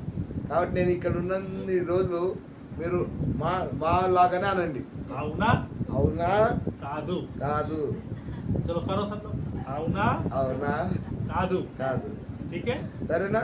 अब बताइए ये कष्ट आना है या नहीं आना है? ఈ శ్రమలు రావాలనా వద్దా? हाँ वेरी गुड। Very good. हम कष्ट आने से रोना है या खुश होना है? శ్రమలు వచ్చినప్పుడు మనం ఏడవాలనా సంతోషించాలనా? अगर अभी सिद्ध नहीं हुए तो वहां पछताना पड़ेगा। ఒకవేళ ఇక్కడే సంపూర్ణం కాకపోతే అక్కడ పశ్చాత్తాపడాల్సి వస్తుంది, దుఃఖపడాల్సి వస్తుంది. अगर रोज रोज चेक होता रहेगा तो हमें पता चलेगा अभी काम बाकी है। రోజు రోజు ఈ విధంగా చెక్ అవుతుంటే మనకు తెలుస్తుంది ఇంకా పని మిగిలిందని. मान लो चेक हुआ ही नहीं, అసలు చెక్ కాలేదనుకో, लास्ट के दिन లాస్ట్ రోజు फेल हो गए, ఫెయిల్ అయినాం అనుకో, बहुत नुकसान हो जाएगा। చాలా నష్టం జరుగుతుంది. अभी आजकल स्कूल में वीकली टेस्ट मंथली टेस्ट होते ही रहते हैं। ఇప్పుడు స్కూళ్ళలో అయితే వారాల పరీక్షలని, మంత్లీ టెస్ట్ అని, మాస పరీక్ష, నెల పరీక్ష, వారానికి ఒక పరీక్ష, స్లీప్ టెస్ట్ అని ఏమేమో పెడుతున్నారు. उससे फायदा है नुकसान है? దాంతో నష్టమా లాభమా? आप लोग बोलते हैं क्या रोज रोज पेपर मंगाते रहते हैं, पैसे लेते रहते हैं। మీరంటారు రోజు రోజు ఏం పేపర్లు తెప్పిస్తారు, ఊరికే పైసలు అడుగుతారని మీరు అంటారు. हमारे टाइम पे क्या होता था, మా సమయంలో ఏమయ్యేది? एक छमाई पेपर होते थे, एक नमाई। బస్ ఒకసారి 6 నెలలకు ఒకసారి అయ్యేది, తర్వాత 9 నెలలకు ఒకసారి అయ్యేది. फिर उसके बाद सीधा वार्षिक। దాని తర్వాత ఇక పూర్తిగా సంవత్సరానికి పరీక్ష. उसमें भी किसी ने छमाई नमाई नहीं दिए तो चलेगा। దాంట్లో కూడా ఆ త్రైమాసిక పరీక్షలు, ఆ 6 నెలలకు ఒకసారి పరీక్ష అవి ఇవ్వకుండా నడుస్తుంది. मेरे दोस्त लोग सब बोलते थे हम तो पास हो जाएंगे, మా దోస్తులు అనేది మేమైతే పాస్ అవుతామని. रिजल्ट आता तब पता चलता था क्या हुआ। రిజల్ట్ వచ్చినప్పుడు తెలిసేది అసలు ఏమయ్యేదో. लेकिन अभी हर हमेशा टेस्ट होते रहते हैं, కానీ ఇప్పుడైతే ఎప్పుడు టెస్ట్లు అవుతున్నాయి. हमें पता चलता रहता है कहाँ कमजोरी, టెస్ట్ కావడం వల్ల మనకు తెలుస్తుంది ఎక్కడ నేను బలహీనంగా ఉన్నాను, किस विषय में कमजोरी। ఏ విషయంలో నేను బలహీనంగా ఉన్నాను. ट्यूशन रखकर हम उसको रिकवर कर सकते కాబట్టి ట్యూషన్ పెట్టి దాన్ని సరి చేస్తాం. हैं। आप क्या चाहते हैं? మీరేం కోరుతున్నారు? प्रभु आग से आपको परखता रहे या लास्ट में जाके परखे? ప్రభు మిమ్మల్ని అగ్నితో పరీక్షిస్తూ ఉండాలా లేకపోతే లాస్ట్ ఒకసారి పరీక్షించాలా? है ना, लास्ट में परखे गए और योग्य नहीं निकले तो उठा के फेंक देगा। లాస్ట్ పరీక్షించి ఒకవేళ యోగ్యులు లేకపోతే తీసి పడేస్తాడు. अभी परखेगा तो ఇప్పుడే పరీక్షిస్తే हमें पता चलता है अच्छा ये कमी है, కాబట్టి మనకు తెలుస్తుంది ఇక్కడ లోపం ఉంది కదా. अभी सुधरने का मौका भी है, ఇప్పుడు దాన్ని సరి చేసుకోవడానికి మనం మార్పు చెందడానికి కూడా అవకాశం ఉంది. ठीक करने का मौका भी है। దాన్ని సరి చేసుకునే అవకాశం ఉంది. इसलिए खुश होना है। అందుకనే సంతోషించాలి. प्रभु धन्यवाद, ప్రభా వందనాలు నాయనా, तू मेरी जिंदगी को खोल कर दिखा रहा है, నా జీవితాన్ని నువ్వు విప్పి విడమర్చి చూపిస్తున్నావు. कितना बदलाव तो दिखा रहा है। నేను ఎంత మారానో నువ్వు చూపిస్తున్నావు. समझ में आया? అర్థమైందా? तो कष्ट उठाना है या हटाना है? కాబట్టి శ్రమలను ఎత్తుకోవాలన్నా శ్రమలను దింపాలన్నా? तो आज के बाद क्या प्रार्थना करेंगे? ఈ రోజు నుంచి ఏం ప్రార్థన చేస్తారు? प्रभु जल्दी जल्दी कष्ट हटा दो, ఓ ప్రభువా తొందరగా ఈ శ్రమను తొలగించు. मुझे कोई कष्ट नहीं होना నాకు ఏ चाहिए। శ్రమలు రావద్దు నాయనా. प्रभु कोई दुख रूपी अग्नि नहीं आना चाहिए। ప్రభువా ఈ యొక్క అగ్ని వంటి మహాశ్రమ నాకు రావద్దు తండ్రి. ये अग्नि तो पापी के ऊपर आती ఈ है। యొక్క అగ్ని పాపుల మీదకి వస్తుంది కదా. ऐसा बोलते हैं ना पास्टर्स लोग, పాస్టర్లు అట్లా అంటారు కదా, गलती किया मतलब बीमारी है तो तुमने गलती किया होगा। ఏదన్నా అనారోగ్యం ఉన్నా ఏదన్నా రాగానే నువ్వేదో పాపం చేసావు అందుకే వచ్చినట్టుంది అని అంటారు. प्रभु क्या कह रहा है? కానీ ప్రభు ఏమంటున్నాడు? दुख रूपी अग्नि उन पर आती है जो धर्मी है। ఆ యొక్క అగ్ని వంటి మహాశ్రమ ఎవరి మీదకి వస్తుంది? ఎవరైతే నీతిమంతులో వాళ్ళ మీదకి, పరిశుద్ధుల మీదకి వస్తుంది. परमेश्वर धर्मियों को परखता है, దేవుడు నీతిమంతులను పరిశోధించే దేవుడు. सजा दुष्टों पे आता है। శిక్ష దుష్టులకు వస్తుంది. समझ में आ रहा है? అర్థమవుతుందా? तो आज के बाद कष्ट उठाना है कि हटाना है? కాబట్టి ఈ దినం తర్వాత శ్రమలను మనం అనుభవించాలా, శ్రమలను తొలగించాలా? अगर बुखार हो गया तो ఒకవేళ కనుక జ్వరమే కనుక వస్తే प्रभु जल्दी ठीक कर दो। ప్రభు తొందరగా దీన్ని బాగు చేయి. मेरे पास लोग आते हैं बीमारी के लिए प्रार्थना करने। నా దగ్గరకు వస్తారు ప్రజలు అనారోగ్యం కొరకు బాగు చేయమని ప్రార్థన ये చేయడం. सीक्रेट है ఇది సీక్రెట్ అండి, पर आपको बताता हूँ కానీ మీకు చెప్తున్నా. क्योंकि वचन के अनुसार हमें चलना है। ఎందుకంటే వాక్యానుసారంగా నడవాలి. अगर मेरे पास कोई आएगा विश्वास, నా దగ్గరికి ఎవరైనా విశ్వాసి కనుక వస్తే मैं बीमार हूँ मेरे लिए प्रार्थना करो, నేను అనారోగ్యంతో ఉన్నాను నా కొరకు ప్రార్థన చేయంటే मैं जल्दी चंगाई के लिए प्रार्थना नहीं करता। నేను త్వరగా స్వస్థపరచు అని ప్రార్థన చేయను. मैं प्रभु से पूछता हूँ నేను ప్రభుని అడుగుతాను, प्रभु ये बीमारी क्यों आई? ప్రభా ఈ యొక్క అనారోగ్యం ఎందుకు వచ్చింది? परखने के लिए आई है। పరీక్షించడానికి వచ్చిందా? प्रभु आपको परख रहा है దేవుడే నిన్ను और పరీక్షిస్తున్నాడు. मैं हटा दूँ ఒకవేళ నేను తీసేస్తే तो आपका फायदा किया कि नुकसान किया? నీకు లాభం చేసినట్ట నష్టం చేసినట్ట? నష్టం नष्ट किया। నష్టం చేసినట్టే. तो आप चाहते हैं हम पास्टर लोग आपका नष्ट करें? కాబట్టి పాస్టర్లమైన మేము మీకు నష్టం చేయాలని కోరుతారా మీరు? एक पिता अपने बच्चे को पिटाई कर रहा है ఒక తండ్రి తన కుమారుణ్ణి దండిస్తున్నాడు, శిక్షిస్తున్నాడు అనుకో. ताकि उसे बदल कर ठीक करे, ఎందుకు? ఆయన మార్పు వాడు మారి మంచి కావాలని తండ్రి కొడుకుని కొడుతున్నాడు, उसे योग्य बनाए। వాని యోగ్యుని చేయాలని. और आप बीच में जाके नहीं नहीं नहीं मत मारो मत मारो, నువ్వు మధ్యలో పోయి "ఏయ్, కొట్టొద్దు కొట్టొద్దు అని అంటే आप अच्छा कर रहे हो कि गलत कर रहे నువ్వు మంచి చేస్తున్నట్ట తప్పు చేస్తున్నట్ట? हो? थोड़ी देर का प्यार है वो, लेकिन मार हमेशा का प्यार है। ఏదో వద్దు అనడం కొద్దిసేపటి ప్రేమ, కానీ కొట్టడం అనేది ఎప్పుడుండే ప్రేమ. पास्टर जी ने कभी मारा है? మాస్టర్ గారు ఎప్పుడైనా కొట్టారా? मेरी मम्मी मुझे बहुत मारती थी, మా అమ్మ नन्ను బాగా కొట్టేది. मुझे ही नहीं तो हम तीनों भाई बहन को बहुत मारती। మా ముగ్గురు మా ఇంట్లో ఉన్న అందరినీ కుటుంబ సభ్యుల్ని. हाँ, मैं घर में रहता था, मेरी बहनें हॉस्टल में पढ़ती। నేనేమో ఇంట్లో ఉండేవాడిని, మా సిస్టర్లు ఏమో హాస్టల్లో ఉండేది. हाँ, पेड हॉस्टल था, बाहर पढ़ती। డబ్బులు కట్టి హాస్టల్లో ఉంచేవాళ్ళం. तो मैं अधिकतर घर में रहता था। నేను ఎక్కువగా ఇంట్లో ఉండేవాడిని. मेरी मम्मी बहुत शॉर्ट टेम्पर, अभी भी आई वैसे ही, మా మమ్మీకి షార్ట్ టెంపర్ ఉంది, తొందర కోపం వస్తుంది. ఇప్పుడు కూడా అట్టే ఉంది, जल्दी गुस्सा आता। తొందర కోపం వస్తుంది. अच्छा वो बोलती नहीं है, ఆమె చెప్పదు. एक कोने में डंडा रहता था, మూలకు ఒక కర్ర ఉండేది, बस वो उठाएगी उससे मारे। తీసి దాంతో కొడుతుండేది. कई बार तो गलती के बिना भी मार दी। వాళ్ళు మారలేదు, ఏ తప్పు లేకుండా కొట్టేది. एक दिन मुझे बहुत मारा, ఒకరోజు బాగా కొట్టింది. मेरा मामा नजदीक में रहता था, మా మామ దగ్గరలో ఉండేవాడు. मैं मामा के पास चला నేను మామ దగ్గర పోయి गया, रोते रोते, ఏడ్చుకుంటా, मामा मुझे सच सच बता, మామ నువ్వు చెప్పు, నిజంగా చెప్పు ఒక ये విషయం, मेरी असली माँ है क्या, ఇవి నిజంగా అసలు నా సొంత తల్లేనా అని అడుగుతాడు. कि यही असली माँ. ఈమెనా అసలు నా సొంత తల్లేనా ఈమె? जब मेरे मामा बोलने लगा, మా మామ ఏమని చెప్పాడంటే, है तो ये तेरी असली माँ, ఈమె నీ సొంత తల్లే కానీ लेकिन माँ जैसी लगती नहीं. కానీ అమ్మలా కనపడతలేదు అన్నాడు. तब बहुत गुस्सा आता. అప్పుడు కోపం వచ్చేది. लेकिन मैंने अपनी माँ के कभी डंडे को पकड़ा भी नहीं, కానీ ఎప్పుడు మా అమ్మ కొడుతుంటే కర్రను పట్టుకోలేదు. क्योंकि अगर डंडा पकड़ेंगे तो और मारेगी. ఎందుకంటే కర్ర పట్టుకుంటే మళ్ళీ ఇంకెక్క కొడుతుంది. अच्छा, एक बार मैंने डंडा उठा के फेंक दिया, ఒకసారి కర్ర తీసి పడేసిన, वो मुझसे डंडा बनवाया, रखा और फिर पिटाई की. ఆమె నాతో కర్ర తయారు చేయించింది, పెట్టింది, మళ్ళీ దాంతో కొట్టింది. हम वो डंडे को छूते भी नहीं. మేము ఆ కర్రను ముట్టేది కూడా కాదు. जब वो मारती थी क्या बोलती, जाओ वो डंडा लेकर आओ, ఎప్పుడైతే కొట్టేదో అనేది, పోయి ఆ కర్ర తెప్పు అనేది, लेके मारती थी. తీసుకొని కొట్టేది. बहुत बुरा लगता था. చాలా బాధ అనిపించేది. लेकिन आज जब मैं याद करता हूँ, కానీ ఈ రోజు ఎప్పుడైతే జ్ఞాపకం చేసుకుంటాను, उससे मुझे बहुत लाभ हुआ, దానివల్ల నాకు చాలా లాభమైంది. उसने मुझे जीना सिखाया, ఆమె నాకు జీవితం ఏంటో నేర్పింది, व्यवहार करना सिखाया. ఎలా ప్రవర్తించాలో నేర్పించింది. हम बाइबल नहीं पढ़ते तो मारती थी, బైబిల్ చదువుకుంటే కొట్టేది, खाना नहीं मिलता. భోజనం ఇచ్చేది కాదు. बचपन से ही बाइबल की आदत डाल, చిన్నప్పటి నుంచే బైబిల్ చదివే అలవాటు एक साल में నేర్పించింది. खत्म करवाती थी. ఒక సంవత్సరం లోపల బైబిల్ కథ చేయాలని చెప్పి इतनी बार मैंने बाइबल पढ़ ली. ఎన్నిసార్లు నేను బైబిల్ చదివాను. आज जब मैं सेवा करता हूँ, ఇప్పుడు సేవ చేస్తున్నప్పుడు आज मुझे समझ में आता है वो माँ मेरे लिए कितनी अच्छी है. ఇప్పుడు నాకు అర్థమవుతుంది అప్పుడు కొట్టిన దెబ్బలు ఎంత మంచి కొరకు అని. वैसे ही आज का कष्ट वहाँ आपको बहुत आशीष में रहेगा. అలాగే ఈనాడు నీ జీవితంలో వస్తున్నటువంటి శ్రమలు ఆ దినాన అక్కడ నీకు మహిమను కలగజేస్తాయి. आज का थोड़ा डांट, ఈ రోజు కొద్దిగా గద్దింపు, आज का थोड़ा मार, ఈ రోజు కొద్దిగా శ్రమ, आज का थोड़ा आग, ఈ రోజు దేవుడిస్తున్న కొద్దిగా అగ్ని, थोड़ा कष्ट उठाया, కొద్దిగా శ్రమను ఎత్తుకుంటుంటావు, वहाँ आपके लिए आशीष में. అక్కడ నీకు ఆశీర్వాదం దొరుకుతుంది. इसलिए उठाइए, అందుకనే ఆ శ్రమలను ఎత్తుకోవాలి. इसलिए धन्यवाद करते हुए आनंद के साथ उठाइए. అందుకనే వందనాలు చెల్లిస్తూ ఆనందంతో నడవాలి. यहाँ आग आ रही है, प्रभु धन्यवाद हो ప్రభా ఇక్కడ అగ్ని వస్తుంది, వందనాలు నాయన. कि तू उस आग में रहने के लिए मुझे तैयार कर. ప్రభా అక్కడ అగ్నిలో ఉండడానికి సిద్ధపరచు నాయన. आइए आंखों को बंद करें, प्रार्थना करें. రండి కళ్ళు మూసుకుందాం, మనం ప్రార్థన ये చేద్దాం. विषय रात्रि में हम और सीखें. ఈ విషయాన్ని రాత్రిలో ఇంకా లోతుగా మనం నేర్చుకుందాం. अगर आपको वचन समझ में आए, ఒకవేళ నీకు కనుక వాక్యం అర్థమైతే प्रार्थना. ప్రార్థన చేయి. హల్లెలూయా, హల్లెలూయా, హల్లెలూయా.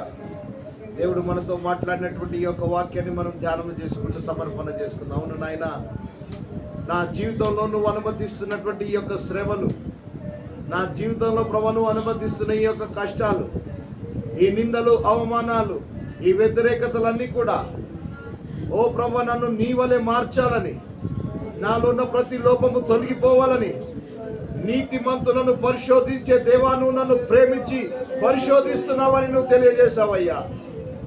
ఓ ఈ బాధలు కష్టాలు వచ్చినప్పుడు ఎందుకు నా జీవితంలో ఇలా జరుగుతున్నాయని నేను ప్రశ్నించాను నాయన. కానీ నువ్వు నన్ను ప్రేమించిన కారణాన్ని బట్టి నా జీవితంలో శ్రమను అనుమతించావయ్యా, నీకు వందనాలు. ఈ మర్మాన్ని నాకు తెలియజేశావు, నీకు స్తోత్రాలయ్యా. ఇక మీదట నా యొక్క జీవితంలో శ్రమ ఎప్పుడు కలిగినా కానీ ఇది నా మేలు కొరకే అని, నా క్షేమాభివృద్ధి కొరకే అని, నా ఆధ్యాత్మిక జీవిత క్షేమాభివృద్ధి కొరకని నేను గ్రహించి ఓ ఆ శ్రమలలో నిలిచి ఉండడానికి కృపను అడుక్కుంటాను నాయన. నీకు తెలియకుండా నా జీవితంలో ఏది జరగదు ప్రభువా. నీ సెలవు లేకుండా నా తల వెంట్రుకలలో ఒకటి కూడా రాలదని వాగ్దానం ఉన్నప్పుడు నీకు తెలియకుండా నా జీవితంలో శ్రమ ఎలా వస్తుంది నాయన? ఓ నీవు అనుమతిస్తేనే శ్రమ వస్తుంది నాయన. నువ్వు నన్ను పరిశోధించాలని, నాలో ఉన్న మాలిన్యాన్ని తీసేయాలని, నా అంతరంగంలోను బాహ్యంలోను ఏ లోపం ఉండకుండా నేను పరిశుద్ధతను సంపూర్తి చేసుకోవాలని నా జీవితంలో నన్ను అగ్నిగుండా నువ్వు తీసుకొని వెళ్తున్నావయ్యా. ఈ శ్రమల వంటి అగ్నిగుండా నేను వెళ్ళినప్పుడు నిలిచి ఉండడానికి నాకు కృపను దయచేయి నాయనా. నన్ను బలపరచు నాయనా. ఇదిగో తండ్రి నేను నీ వలె మారాలని, ఇదిగో తండ్రి శ్రమల ద్వారా నన్ను సంపూర్ణుని చేయాలని నీ యొక్క మహాచిత్తమై ఉన్నది నాయన. ఓ తండ్రి నాకు విధేయతను నేర్పియాలని, యేసుక్రీస్తు వలె ఆయన కుమారుడయ్యుండి తాను పొందిన శ్రమల వలన విధేయత నేర్చుకునేనని వాక్యము సెలవిస్తుండగా నేను కూడా విధేయుని కావాలని నాకు శ్రమల ద్వారా విధేయత నేర్పుతున్నావయ్యా. ఓ ఈ శ్రమలు నా లాభాన్ని కొరకని నువ్వు ప్రభు చెప్పావు. ఈ యొక్క అగ్నిని ప్రభు ఈ అగ్నిలోనికి తీసుకొని పోతున్నప్పుడు, ఈ శ్రమల గుండా ఈ కష్టాల గుండా ప్రభు నేను పోతున్నప్పుడు ఆ యొక్క నీ యొక్క ప్రేమను అర్థం చేసుకొని నువ్వు నన్ను దండించేది, నన్ను శిక్షించేది ఏదో నేను నాశనం కావాలని కాదు, కానీ నేను నిత్యము జీవించాలని, యుగాయుగాలు నీతో ఉండాలని, ఆ పరలోకాన్ని పొందుకోవాలని ప్రేమతో నీవు నన్ను శిక్షిస్తున్నావని, ఓ శిక్ష పొందకుంటే నేను దుర్బీజుడనని తెలుసుకొని ఇదిగో శ్రమలలో నిలవడానికి నాకు కృప దయచేయి నాయన. ఈ శ్రమలలో గుండా వెళ్ళడానికి కావలసిన ఓర్పును సహనమును దయచేయి. నాకు పరిశుద్ధాత్మ శక్తిని దయచేయి నాన్న. నిలిచి ఉండడానికి కృపను దయచేయి. నేను పడిపోకుండా కృంగిపోకుండా ప్రభువా నిన్ను స్తుతించడానికి ఆ శ్రమలలో ప్రభు నీ ప్రేమను వ్యక్తం చేస్తున్నావని, ఆ శ్రమల ద్వారా పరీక్షించడం ద్వారా నువ్వు నన్ను నిజముగా ప్రేమిస్తున్నావని, ఓ వెండిని శుద్ధీకరించినట్టు కాదు కానీ ఇదిగో ప్రభువా నువ్వు నిజముగా అసలైన అగ్నిలో పెట్టి ప్రభువా శ్రమల ద్వారా నన్ను ప్రభువును పరీక్షిస్తున్నావు. ఈ యొక్క అగ్నిలో కూడా వెళ్తున్నప్పుడు నేను నిన్ను మనసుతో నీకు కృతజ్ఞతలు చెల్లించే స్థితిలోనికి నన్ను ఎదిగించు. నీ ప్రేమ ఆ యొక్క శ్రమలలోనే ఉందని నేను గుర్తించే కృప దయచేయి. ఓ నీవు నాతోటే ఉన్నావని, నువ్వు నా వెంటే ఉన్నావని, ఆ శ్రమలలో నాకు జయాన్ని ఇస్తావని, ఓ నీ వైపే చూస్తూ ముందుకు సాగడానికి, ఆ సిలువను ఎత్తుకొని వెంబడించడానికి కృప దయచేయి. ఆ శ్రమలనే సిలువను నేను తీసేయకుండా ఆ శ్రమలు అనే సిలువను ఎత్తుకొని ముందుకు సాగడానికి కృప దయచేయి. అయ్యా అటు నూతన కృప చేత నన్ను బలపరచు నాయన. అటు నూతన కృప చేత శుద్ధీకరించు, అటు నూతన అగ్ని చేత శుద్ధీకరించు. నాలో ఉన్న ప్రతి లోపాన్ని బయలుపరిచి, నాలో ఉన్న ప్రతి పాపాన్ని బయలుపరిచి ఇంకా నన్ను నీ వలె మారినట్లుగా కృప దయచేయి. నీ వలె మారినట్లుగా కృప దయచేయి.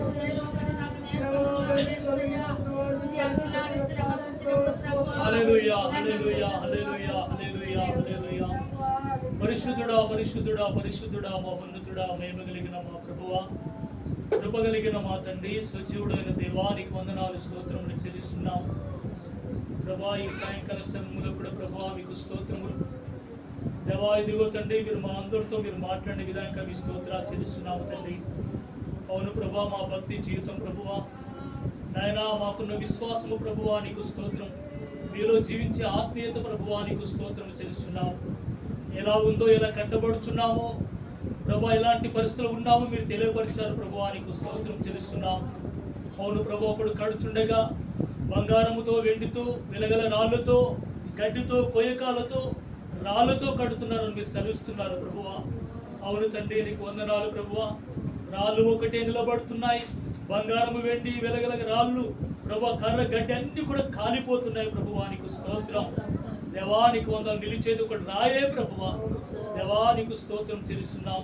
ఈ లోకం ఎంతో గొప్పగా మంచి కనబడుతున్నా దేవరవతి విశ్వాసం బలమైన విశ్వాసం కలిగి ప్రభువా దేవా మీ అగ్నితో పరీక్షించబడుచుండగా ఆ పరీక్ష నిలిచిన ఒక రాయి వలె ప్రభువా నీకు స్తోత్రం.